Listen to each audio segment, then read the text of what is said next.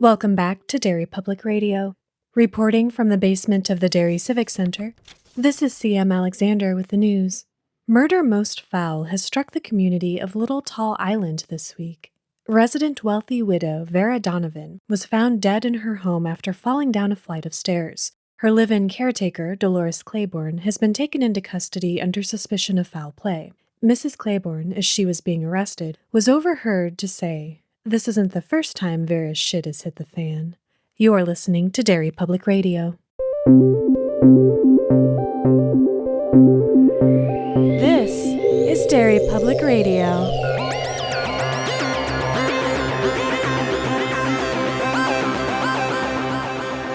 Hey everyone, CM Alexander here. Before we dive into this episode, I want to take a moment to let anyone who is not aware know that this book contains some really tough subject matter. I debated whether I'd include a trigger warning. We sometimes do that, but we also recognize that many of these books are well known, they've been out a while, and you're reading Stephen King, so maybe you're expecting some difficult stuff ahead. But when we came to the part about sexual abuse, I broke down. Even though I was expecting it and I had read and listened to it, my reaction seemed to come out of nowhere, which, is a trigger. If that doesn't make sense to you or you see this as overly sensitive, count yourself lucky that you don't need trigger warnings. I cut that part out, not because I'm ashamed, and no one who has had this experience should be, but because I didn't want you guys to hear me snotting up in my mic. You'll know when it happens because, as I mentioned in the episode right after that, I added a transition. For anyone listening to the audiobook, you should recognize what this transition is referring to. For those of you reading, it'll probably sound as strange and out of place to you as it sounded to me in the audiobook. So, to wrap things up, if you or someone you know is or has been a victim of sexual abuse, please talk to someone. The national hotline number is 1-800-656-4673. And I'll tell you what Josh and Ben told me, which you won't hear in the episode because I cut it. We love you. Now on to the show. Welcome back to Derry Public Radio, a bi-weekly Stephen King Book Club podcast. I'm one of your hosts, CM Alexander, alongside Joshua Kahn. Hey, everybody. And Benjamin Graham. Hello, constant readers. And today we are covering another patron pick by Michelle Devane, Dolores Claiborne. If you are following along with us, we are reading through page 151-ish. Yeah, I believe I read the 154. Yeah, about there. So major spoilers ahead if you're not familiar with this. And we have Josh leading our discussion. I sure am. So you know what? Let's just talk about what's weird about this book. Because usually we say we're reading to this chapter. Rarely do we say a page number. And that's because there are no chapters in this book. This book is entirely one side of a conversation. Going into it, how did you guys feel about that? Also, I should ask, I've never read this before. Have either of you read this before? Nope. Yes. Oh, okay. So and I've seen the movie. All right. So I was not surprised, and I apologize. I should make something up, like something queued up about my first experience reading it, but I don't remember it. But this is my first time listening to it via audiobook. And it's interesting, that aspect of it, because it's very much, it's an interrogation, of course. So it's just her telling her story, and we don't get any other characters like we typically would. So she's not doing voices. So at first that threw me off, and I had to remind myself, if you were in an interrogation, you wouldn't do a voice. I mean, you might, but you shouldn't. No, yeah. And also, there are sound effects in the audiobook for, like, when she asks for a drink, you can hear his drawer opening, the tape recorder slided over. Oh, that's cool. And I'm not sure how I felt about that, because when she's saying something to Frank or Andy or Natalie or whatever her name is,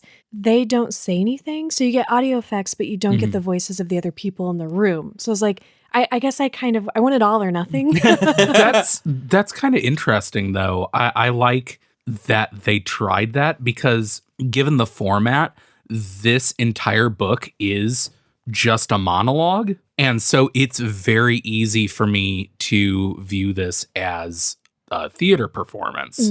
In fact, I find it really interesting that you listened to the audiobook, CM. Josh, did you read, or have you been listening? Well, I have had a different journey with the book because for whatever reason, I've been feeling really disconnected. I've been listening to audiobooks and having trouble like sitting down and reading. And so I wanted to actually get back to that with this book. But the only way I could get into it was by reading it aloud to myself.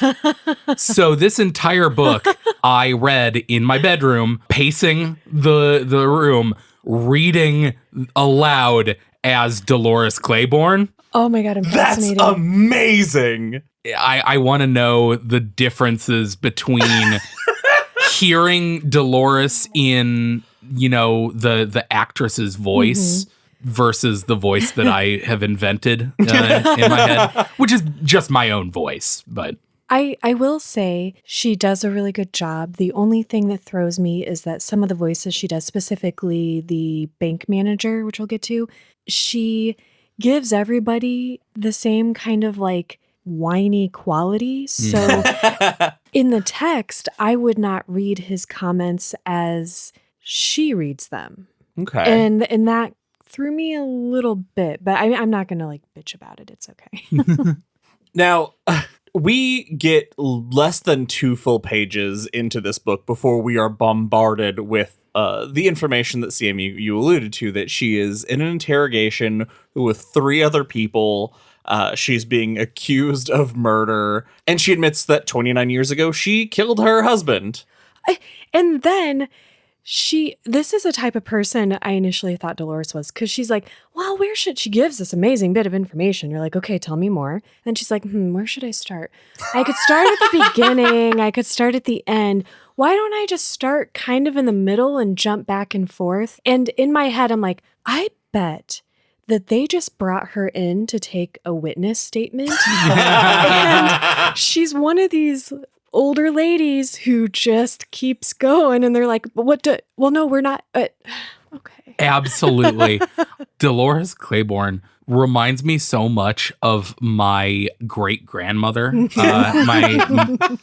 who was not from the Northeast, but was in fact from Missouri, but had the same just boisterous, like fuck all attitude that Dolores Claiborne has. Yeah. This reminded me of The Outsider, the one interrogation, when the lady's like, I'll get to my story as I get to my story. Back off. I do like that despite there being no other characters, you get characterizations of the other people in the room. Yeah, By the one her cop remarks. loves to pick his nose. Ever since he was a child, he's loved to pick his nose. Oh, Nancy. That's her Nancy, name. yeah. From Kennebuck. And everybody knows that Andy Bissett has a bottle of Jim Beam in his desk. I like how she leveled the playing field with them right away too. At least that's what I assumed she was doing. She kind of puts them in their place. So it's not so much about her being at a disadvantage. She's like, you used to pick your nose. I've seen you in your diapers. A disadvantage, that is exactly right. She is in control of this situation. She is starting off in She's this interrogating herself. Exactly. She should be in the low power position in this interrogation, and not for a second do we think that she is not the one completely leading this entire bit. I also wanted to say that this opening bit, what you said about the characterization of the cops in the room, it's a great way to show the setting of the book, because it takes place on this little tall island, right? Yep. I forget because it sounds like a Super Mario 64 level. But by her just immediately being like, I have known you since you were in short pants, Andy Bissett, really immediately puts you in the place of the small town. I'm sorry. I just realized you reading this aloud to yourself has made you remember the character first and last full name. Oh my God, yeah. Wow. I didn't even remember his last name. I didn't mean to completely derail your thought. I wanted to give you credit. No, for that. this does need memorializing on the podcast.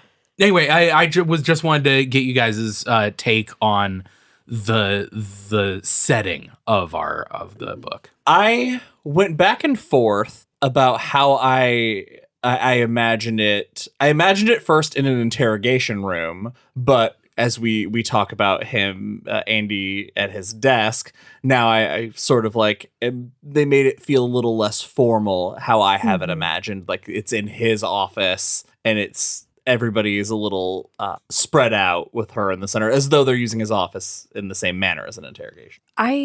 I kept picturing, the whole time I'm in this book, I'm picturing a combination of Midnight Mass, because that's the most recent island thing I've seen, and Colorado Kid. Yes. Yeah. That is what I was thinking. And that kind of the entire vibe time. and feel of that island community, and you have sort of the people from, quote, away.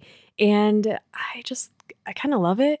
It's a really cool feel. It's so easy to imagine them, even this interrogation taking place as informally as the discussion in Colorado Kid. Yeah. Of them just being in the police station, not really, away in an interrogation room, just like sitting drinking coffee. It's great.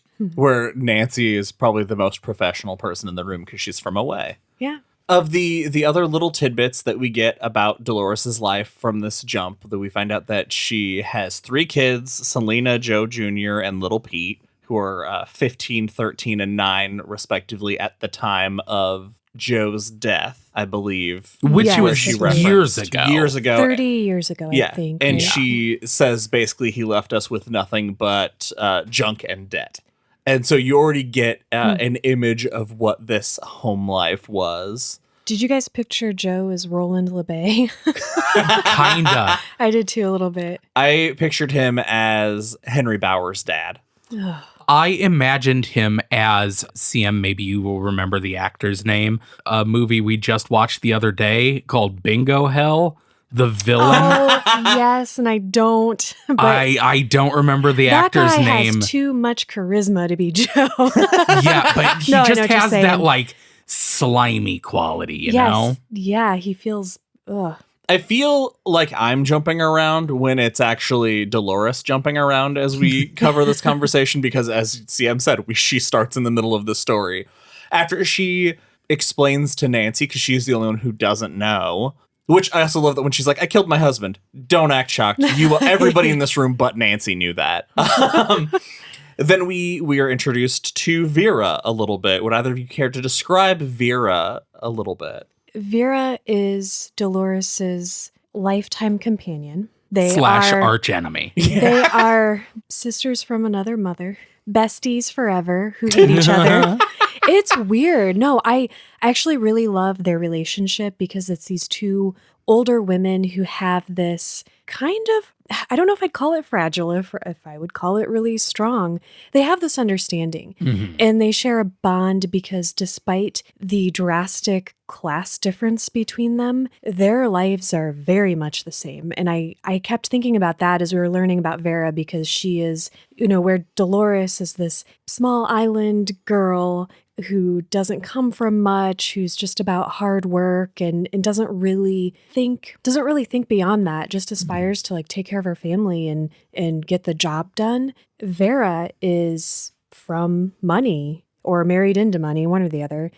And she's also just as much a hard ass as Dolores. And has the added personality quirk of being just borderline crazy. I love the description of her having 3 ways of being a bitch, which I thought was really cool. I also really appreciated Vera's character is probably one of the few instances that you hear of someone who is from away being accepted by the people there, even if they fucking hate her, as truly an island person. Like, even though she is from away, she belongs to the island. It is very important to her, and she understands the life. And so that's kind of a unique aspect to Vera that I think makes the reader accept her a little more, because she is described as kind of an awful person. Yeah, she married.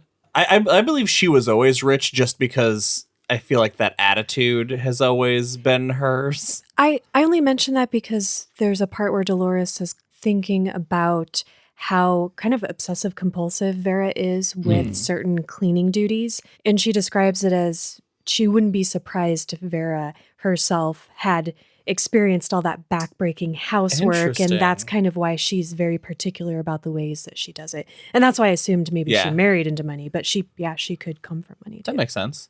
So Vera and her husband bought this summer home on the island, and Dolores had been the summertime housekeeper since 1950 when they first got it. But at this point, we just know that her husband died, there was a rift in her family, and Vera became a permanent resident of that household, and it stopped being just a summer getaway. We get so much and I feel like we're 10 pages in because there's so much this info dump that happens, and then after the info dump, they kind of let the stories breathe a little bit.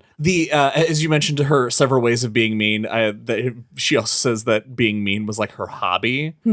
And we know, we've talked about this before, that Dolores Claiborne was written basically for Kathy Bates after her portrayal in Misery.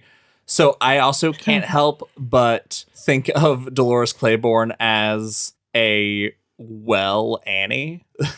This is going to sound mean. The Gollum aspect of Annie, the Annie Wilkes through and through. You mean her strength? Yeah, exactly. that power that makes her different. They're both hard women, but one is also a very loving, compassionate woman who we come to find out, because she describes herself as this sort of, foul-mouthed, foul-tempered person. She is not. Well, one thing that they have in common, and while I agree that Dolores is at heart a good person and kind and all of that, they have in common rage. Because Dolores, we'll get to it, but she has that same, like, she describes it as like the ability to be as hard as you need to. Okay, for as much shit, I think, good-natured shit, as we have sometimes given King for how he writes women, something we talked about in Rose Matter too, he has insight into a woman's rage that is spot on. That third eye opening thing, that is real. And so when you say she has rage, I don't think of it as something, I don't know, how am I trying to say this? I don't feel like that is her, like she's a rageful person. I feel like that situation is only something like that could make her be rageful like that. Like whereas Annie could be anything. Yeah, the difference is that Dolores's rage is 1000% justified. Yes. Now, this story, the first real conflict we get is the shit wars. Sorry. Which, as CM, you discussed earlier, Vera being very particular about the cleaning. She even uses binoculars to make sure they're beating the rugs the right way, and you have to use 6 clothespins and not 4. And as she's gotten older, she has become less well and more bedridden, and at the time of her death in those past few years, she was almost fully in her bed, and Dolores had to bring her a bedpan so she could do her business. And we get a lot of time about Vera's shit savings account. I didn't hate it the way I hated all of it in Dreamcatcher. It's more like adult somehow. Maybe because it's not dudes. I don't know. I could be totally biased here. Well, it serves a purpose, though. It serves a purpose. And to say one thing, as someone who works in a similar field as a caretaker, it is pretty real. Is it about control, typically? Like it is for Vera, or... I mean, no. That's something I wanted to talk about, is because... okay, let's just talk about what we're talking about. Vera, every Thursday, which is cleaning day, shits herself on purpose. It becomes this tug of war of Dolores trying to catch her in the act soon enough that she can get it cleaned up. Mitigate the damage. Yes.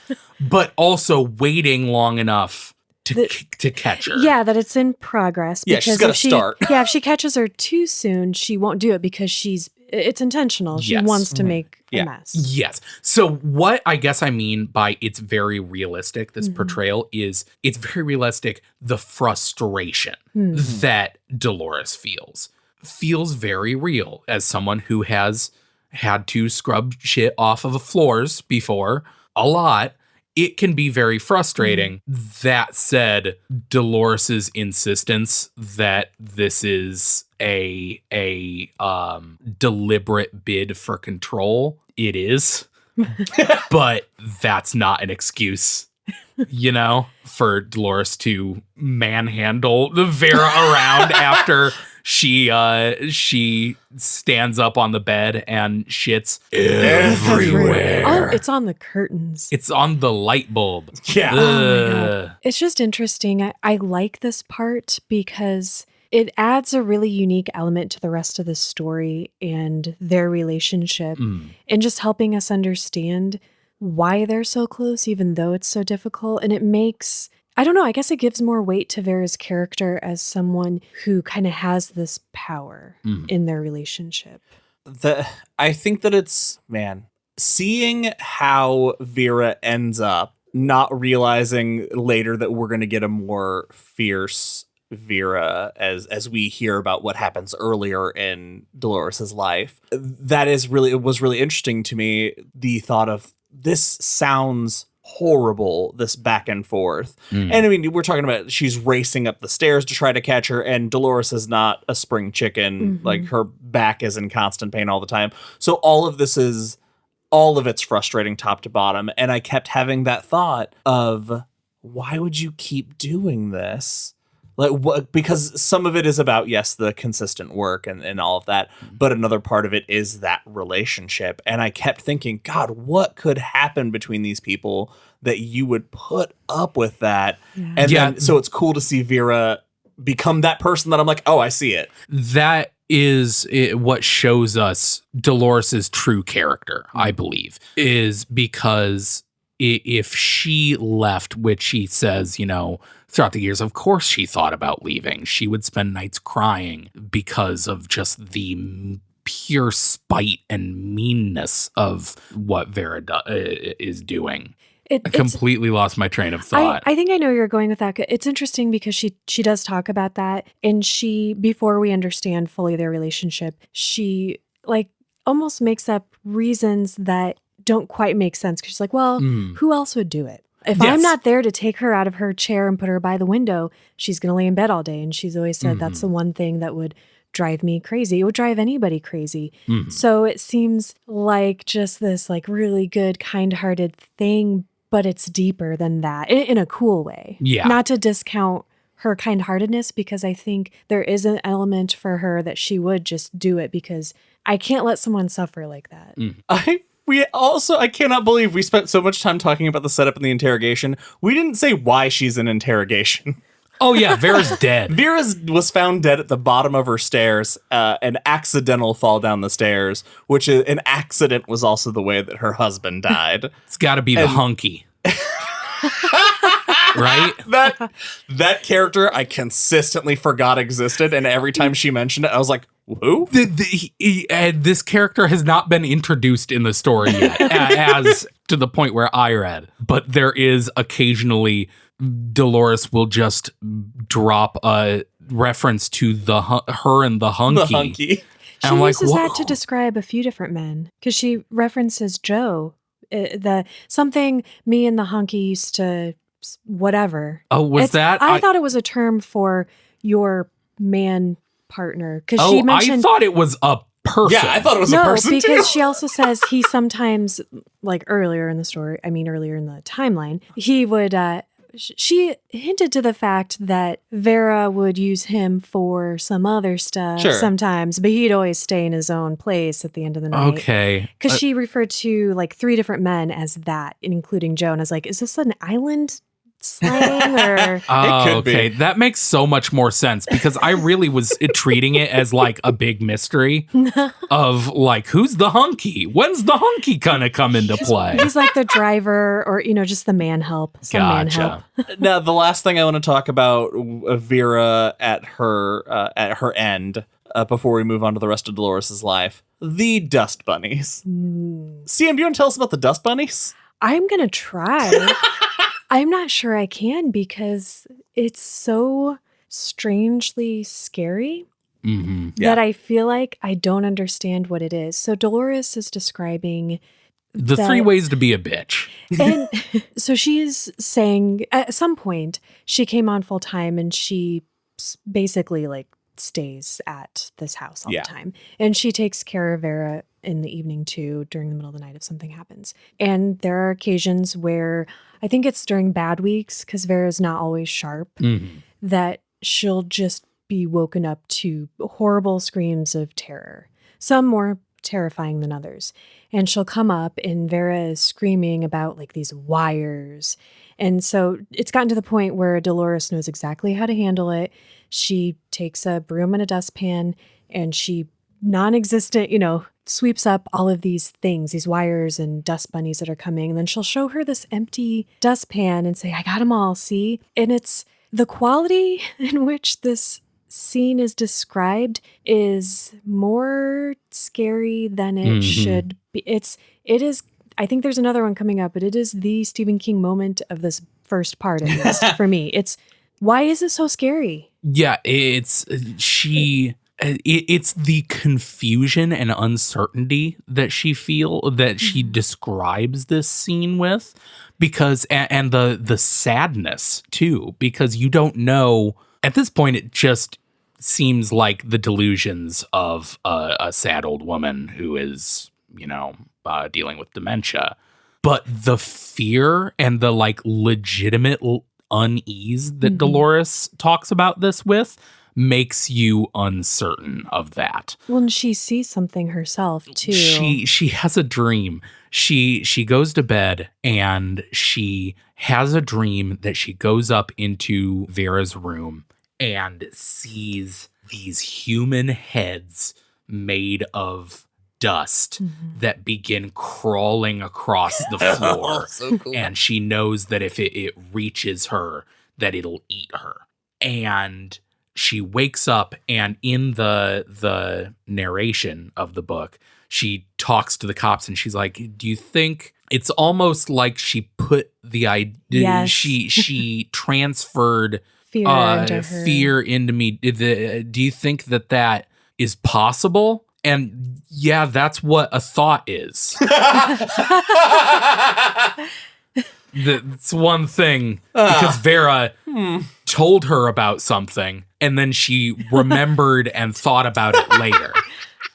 That's amazing. I understand what she's saying, though. Yeah. Fair enough. Man.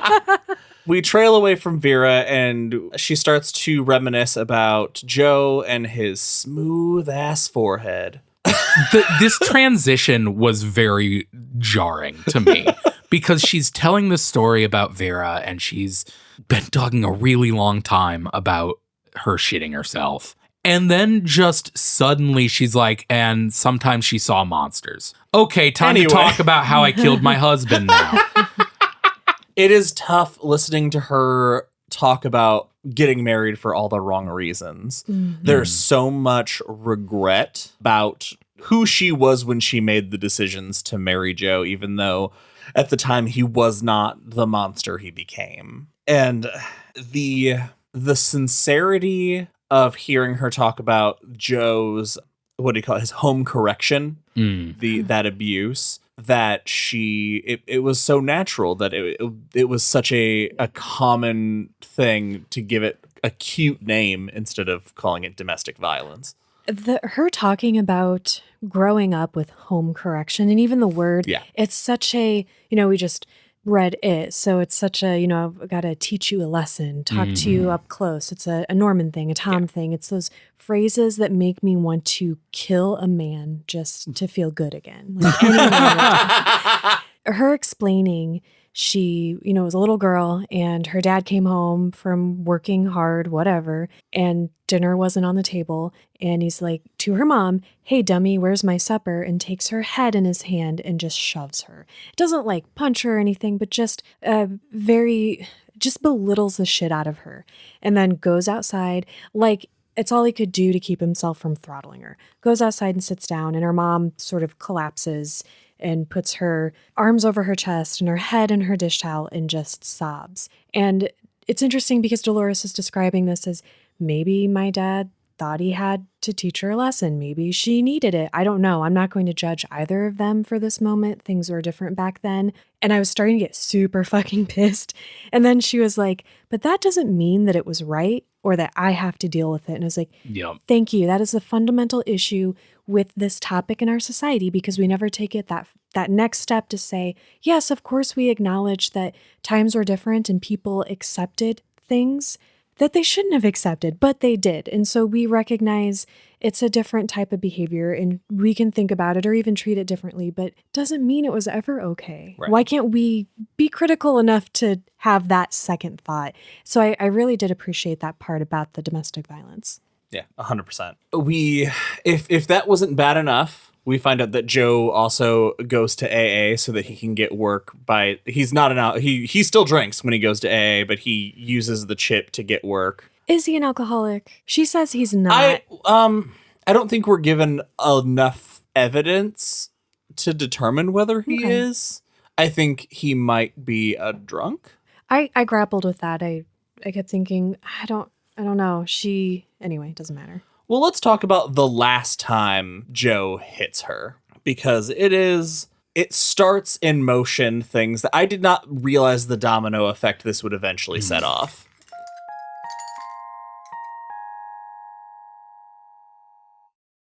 It is an immensely hard subject, and they handle it very realistically. Painfully realistically, I would say. I'm going to keep what you two just said in, and Yeah. I'm just going to explain that we had a brief detour because I've mentioned on this podcast I have been sexually abused as a child, not by my dad. My dad's awesome. Any man I'm ever complaining about is not my dad or my husband, but I only want to admit that because I know other people have gone through it and we shouldn't have to hide it or feel shame about it. This book was hard for me to read in certain parts, so I had to take a brief break. That's kind of why this might be a little bit disjointed in editing unless I do something really cool later to it. I don't know. Now that I said that, I might have to. I feel like you're absolutely going to, because you can't help yourself. So if I sound upset, sorry guys. No, I'll do my nothing to be best. sorry about. Yeah. So I don't even remember what started this fight, but Joe takes a block of wood and hits her across the kidneys. Didn't she laugh about something? It wasn't anything that started the yeah. fight. He had And some that's- yeah. shitty, dumb excuse. Yeah. And it's... Oh, he split his pants or something? At some point, he split his pants and she laughed at She him. just chuckled. She wasn't Yeah. laughing at him like, you dumb piece of shit. She was just like, that's funny. That's a funny thing that happens. Yeah. Yeah. So the natural response hit her with wood across the kidneys. So hard that she had to have Selena come down and like turn down the water on the pot of boiling whatever. I would have just dumped it on his head. Small aside, this is also where we find out that Joe Jr. is now the majority Senate leader of the Maine State Senate. You, Joe Jr. All right. It is completely Just- unimportant to the story so far. It's so weird. I It's- just felt it needed to be mentioned. Sorry, this is about this part, but also kind of ahead when she's reflecting on how angry she is with Joe now and later. Did this remind you guys of Rosie, her rage at the end with Bill? When I mean, it's a different situation because Bill wasn't being a piece of shit, but just that nearly uncontrollable. Yeah, that the moment where she is, it's not for a bit, but she is forcing down her urge to murder him on Yeah. the spot. Yeah. Is very like that moment in Rosematter, not Rose Red, where she has that vision of like what murdering Bill in the kitchen before realizing that it was a fake out. Dolores grabs a creamer pitcher, blindsides him with it, shattering it across his face. Not just that, this is hours later. Yeah. She After dinner and... she has When the like, kids are in bed. because she has been in pain, like doubled over in pain the whole night. So she waits for the kids to go to bed and then absolutely beams him up the side of the head with a ceramic pot. Yeah. And And she she's- has a hatchet in her other hand. Which, good call.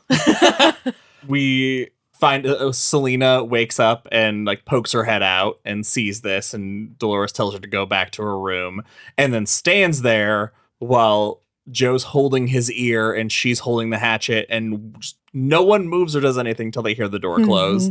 And at which point Dolores hands him the hatchet essentially and is like, nothing happens after this. Well, because she calls his bluff. He threatens her, and she's like, well, here you go, man. Yeah. Just make it quick. Game and on. Don't let the kids see. And she shuts her eyes. Dolores does such an amazing job at making Joe look like the unbelievable piece of shit that he is at every stage of this book. Even when you mentioned it, his very smooth forehead is possibly the best burn I've ever heard in literary history, because she takes a minute to talk about how it was a loveless marriage, and she's thinking back and she's trying to remember love in her relationship, and literally the only thing that she can think of is he had a very smooth forehead.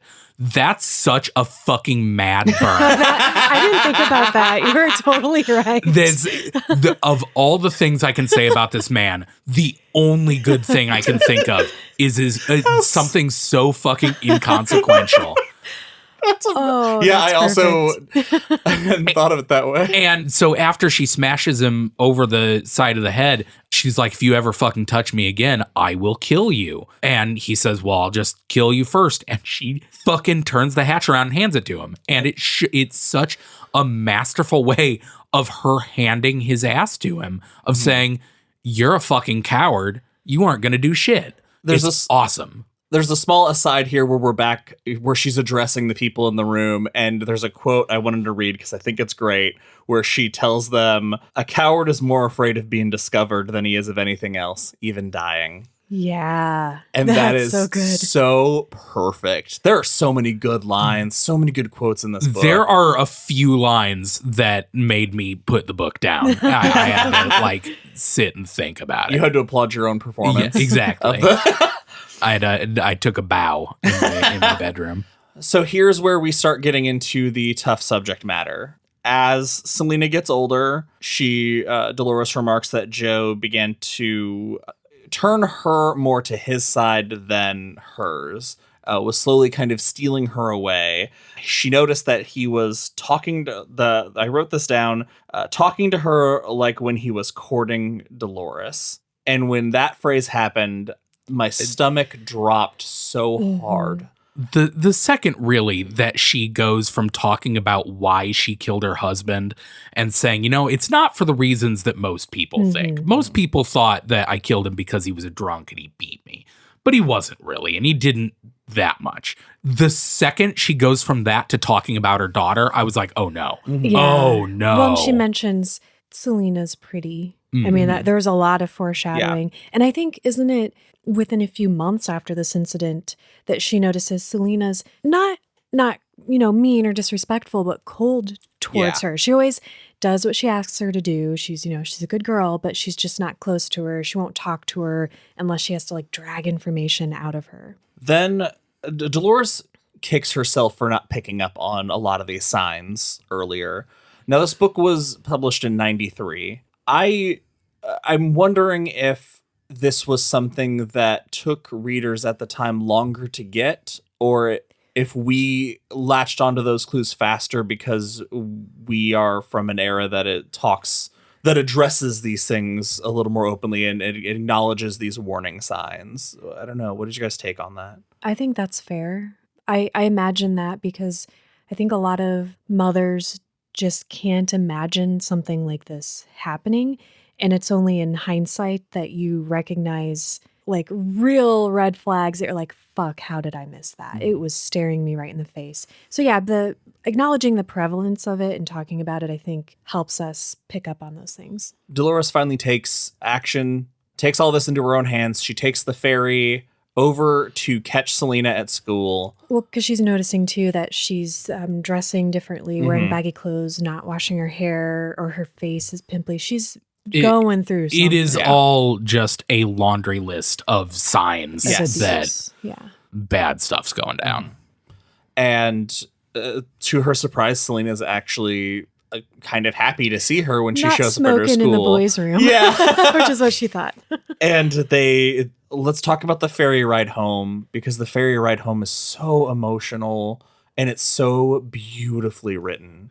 I mean, this whole section is so emotionally heightened. It's so sad when she gets to the school and sees Selena, because she's sitting alone and she thinks about how a girl her age should be out with her friends and talking about boys and all that. And she just looks so sad. And when she is happy to see her mom, it's even more sad that like she's been so alone lately. And once they get onto the ferry and the conversation begins, it is all, like you said, so well written and it feels so real. You can feel the connection between these two. It feels, and believe me, I know a lot about mother-daughter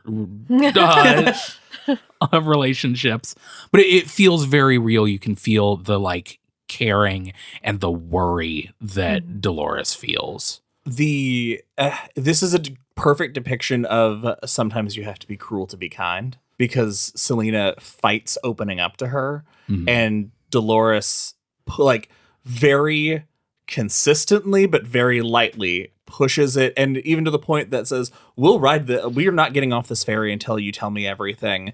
We'll ride this ferry all goddamn night. I don't care.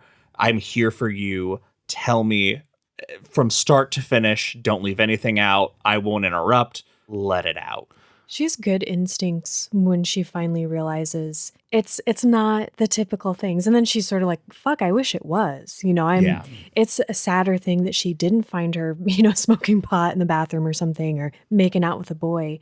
And Selena fights her physically too. Yeah. She slaps her. She calls her a bitch. She doesn't, because we find out she is terrified of her mother. She has been made to fear her and feel nothing but fear and shame about what's been going on. And when she asks her mom a question, Dolores almost plays like she doesn't quite know what she means. And then she realizes she's saying in the interrogation, I knew. I don't know how I knew, but I just knew that if I wasn't honest in that moment, I would lose her. And it's like, it's such a good bit of writing. Yeah. And as I said, this is the domino effect. We've tiptoed around it. Joe has been molesting Selena. Everything but actually having sex with her is what she reveals. The frankness that the book speaks about this was shocking, because we just finished it and there is a lot of this same subject matter in it between Beverly and her father, but they never just come out and say anything. And there are some things that Dolores, the fact that she can even express the thoughts is... Dolores says the word pussy and it threw me so hard. Yeah. Well, but it was so important to be so clear.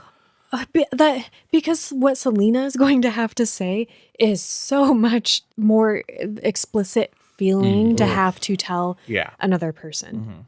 And Selena explains it pretty much all began with the night with the hatchet. She promised herself she would, if she could make her dad happy after that, because he was being hurt by this mean woman, according to the way he told the story.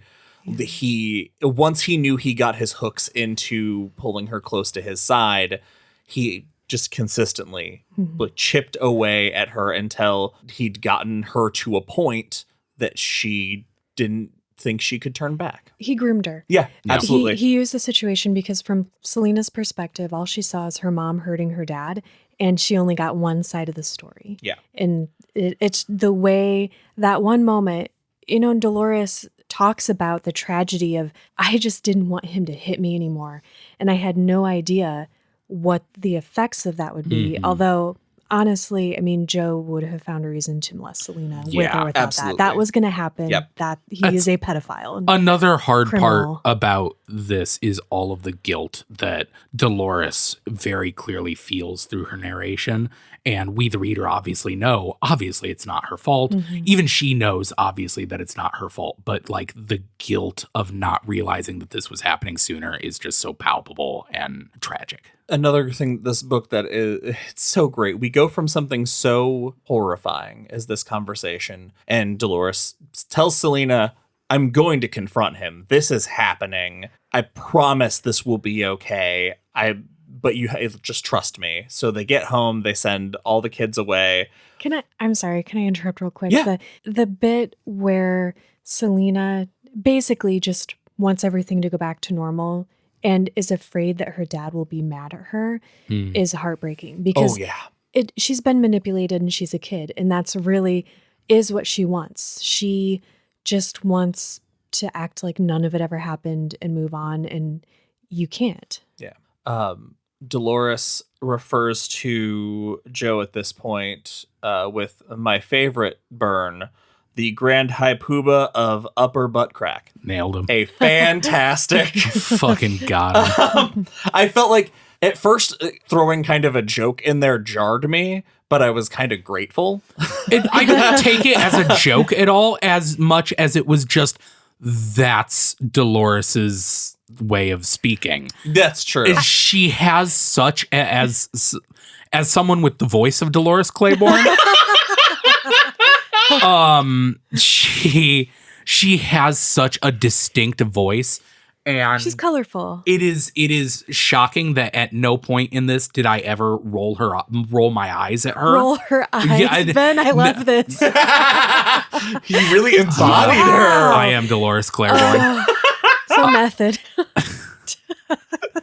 But at no point did I ever like roll my eyes at her like folksy way of speaking. This is something that I really love that I really want to get into because we kind of touched on it earlier.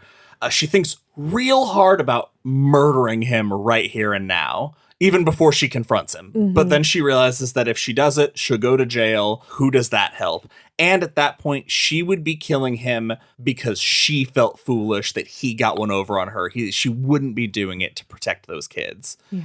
And that's when we get that first, I believe that's when we get the first inner eye opening.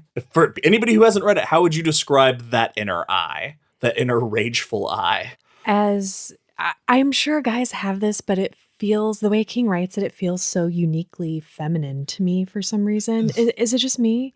No, I not that I have the most. I mean, you are Dolores. Yes.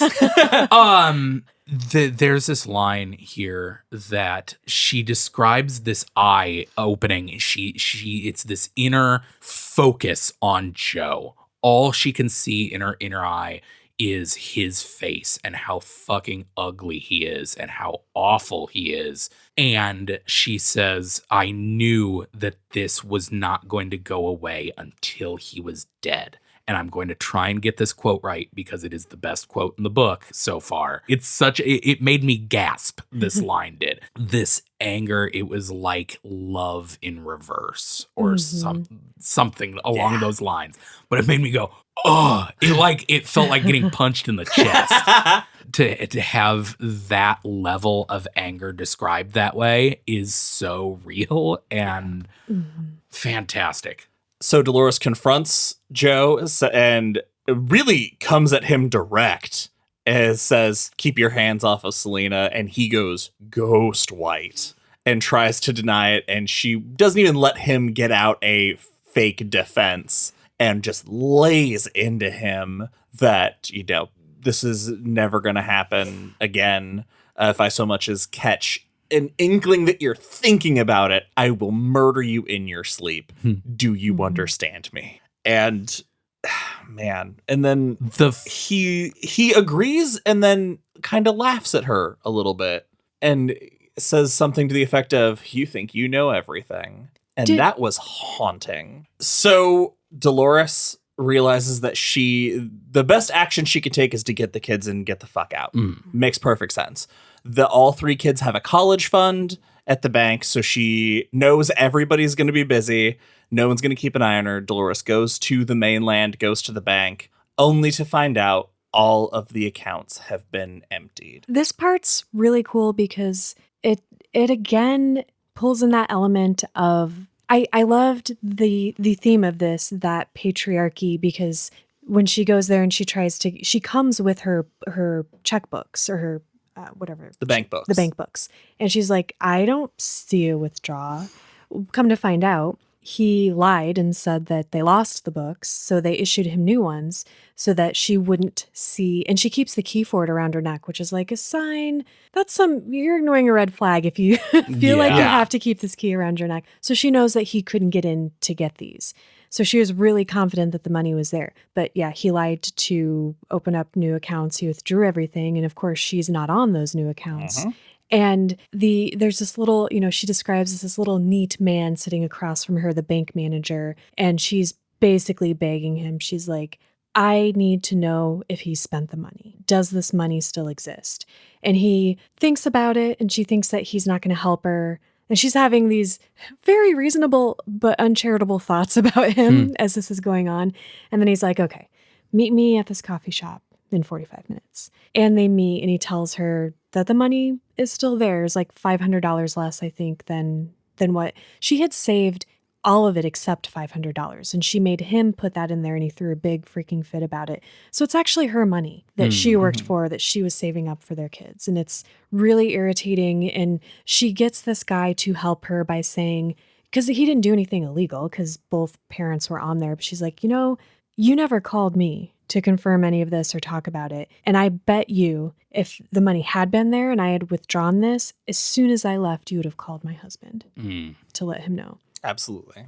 So now she knows that he has spent some of the money, but not all of it. So she has to act fast. She has to do something, but she doesn't know a way she can be rid of him. And it turns out that Vera is the person who gives her the inspiration, because we find out that Vera's husband died in a car accident. And the reason her kids aren't around anymore is people heard them get into a big fight at a restaurant, and the kids were yelling something about cars.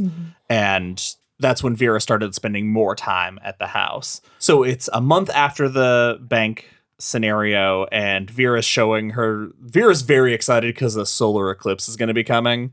And she shows her this article, and she's very happy about it. And Dolores has a full-on sobbing breakdown sitting on Vera's bed while Vera's just knitting. She spent months trying to sleep next to this horrible monster who's been abusing their daughter. And she's not like super confident that he's not going to try to harm her again. Yeah. So she hasn't been sleeping, and it sucks, and it's horrible. And yeah, she finally breaks down. And this is why all the stuff about how awful Vera is really cool, because in this moment, these women are united. And Vera really does help her. She basically does so genuine to her what Dolores did for Selena. And she's like, you're just going to tell me exactly what happened, start to finish, what is going on with you. Because she also has never seen Dolores cry. She's like, I didn't even think you could cry. And she, after she gets done giving her like this pep talk, she's like, I'm going to go downstairs and make some tea. You pull yourself together because you can't change my sheets if you're sitting on the bed. But before she leaves the room, Vera turns back, and she leaves Dolores with some food for thought. And CM, I would like you to share with us what just the food for thought that Vera leaves her with. Okay. So she's explaining if he really means to screw Selena, he's going to do it. And she's like, but sometimes men, especially drinking men, do have accidents. They fall downstairs, they slip in bathtubs, and sometimes their brakes fail and they run their BMWs into oak trees when they're hurrying home from their mistress's apartment in Arlington Heights. Super specific, Vera. That's a very specific hypothetical, Vera. Yeah, and she's like, I'm going to go downstairs and have pie. You need to make my bed. Join me for some pie when you're done. So that night, Dolores gets home. Selena's left her a note that she's not there. And in that time alone, Dolores says, I'm going to do it. I'm going to kill Joe, and I'm going to make it look like an accident. That's the only way she can get the money. Yeah. And I love that we check back into the overall story here, where she specifically tells Andy, the sheriff, what I'm about to tell you, Selena can never know any of this. You have to swear to me. She'll never find out. On their property is an old dried up well that had been covered up, and Dolores went out looking for it. And the boards are very soft and almost, they gave a little bit when she stepped on it looking for it. So it's very hard to see. She knows this is how I'm going to do it, but I have to wait because Selena, it has to be long enough that Selena will never suspect I had anything to do with this. Because if she even has an inkling this was a caused accident, again, I'll lose her forever. And the bank manager. We need to put some distance between that conversation. Yeah. And then there's the natural problem. They don't live in the middle of nowhere. They live on a busy street. They have neighbors. Someone could see. So all of these things have to wait. But she has to spend the next while hoping every day that he wouldn't come after Selena or spend all the money. And that is the situation where we leave Dolores in part 1 with waiting. God, it's so horrible and good. And that is it for this episode of Derry Public Radio. As always, thank you for listening. Join us next episode where we will be finishing the book. For Joshua Kahn and Benjamin Graham, I'm CM Alexander reminding you, running won't solve your problems if you've been hurt bad enough. Wherever you run, you take your head and heart with you, after all.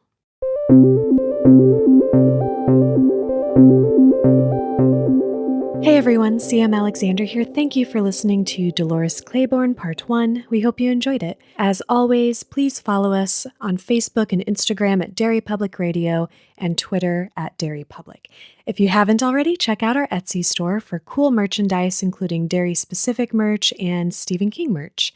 And don't forget, we release bonus episodes on our Patreon every month, sometimes more, and we also release episodes early there from time to time. So be sure to check that out. You get access to all the bonus content at our $5 and up tier. That's all for now, listeners. Goodbye.